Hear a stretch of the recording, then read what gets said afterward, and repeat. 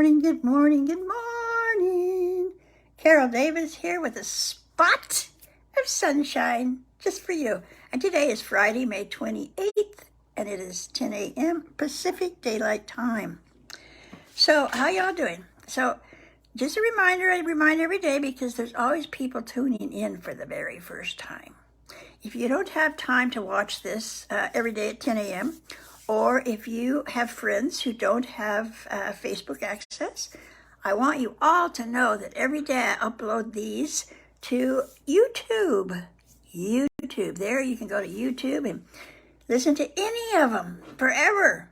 And it's Change Less Change, YouTube. Got that? Write it down. Change Less Change. ChangelessChange. YouTube, Change Less Change. Because that's just in case you can't remember, because a lot of people put Spot of Sunshine YouTube, Carol Davis YouTube, and it's none of those. Maybe it should be, but it's not. I tried, and I'll tell you why they're not, because other people already took those spots. What can I do? We'll figure out something. So, today I'm going to take you on a journey by Eckhart Tolle. How many know Eckhart Tolle? The Power of Now, and he's written so many life-changing books for adults. But this one's for kids. And this, in my opinion, is maybe his most profound writing because it's so simple. See here? It's called Guardians of Being. I know it's backwards, but do your best. Eckhart Tolle, Guardians of Being. This one, though, he has collaboration from Patrick McDonnell, he's the creator of Mutts, the cartoon Mutts. So you can already know how fun this is, right? Magic. Yes. Got it? Oh, sorry, I digress. I do that sometimes. So here we go with the power of Guardians of Being. And pay attention, who do you think are the guardians of being? Who do you think he considers to be the guardians of being? Well, stay tuned. In a minute, you're going to find out, and you're going to say, well, of course. True happiness is found in simple, seemingly unremarkable things. Bring awareness to the many subtle sounds of nature. The rustling of leaves in the wind. Oh, I missed a page. That page says, but to be aware of little quiet things, you need to be quiet inside. This is an important page I missed.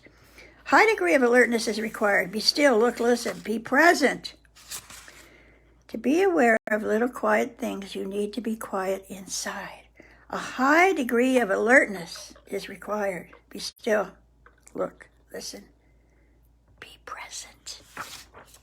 Bring awareness to the many subtle sounds of nature. The rustling of leaves in the wind. The raindrops falling. Humming of an insect. Now the raindrops falling, check it out. You go, oh, it's raining, it's going to ruin my day. Or you go, listen. Listen to the raindrops hitting the tin roof. It makes music. Humming of an insect.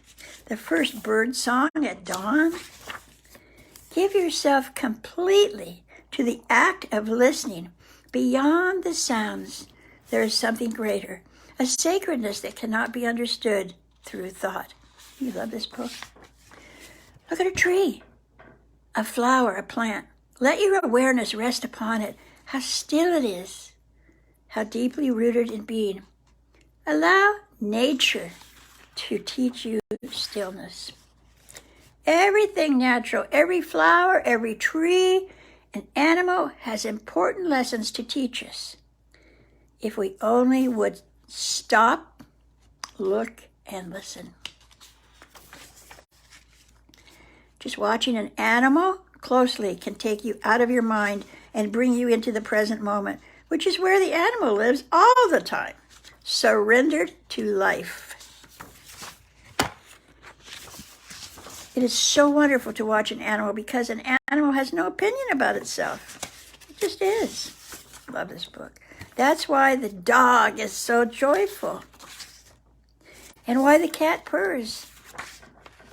When you pet a dog or listen to a cat purring, thinking may subside for a moment, and a space of stillness arises within you, a doorway into being. Love this. The vital function that pets fulfill in this world hasn't been fully recognized. They keep millions of people sane.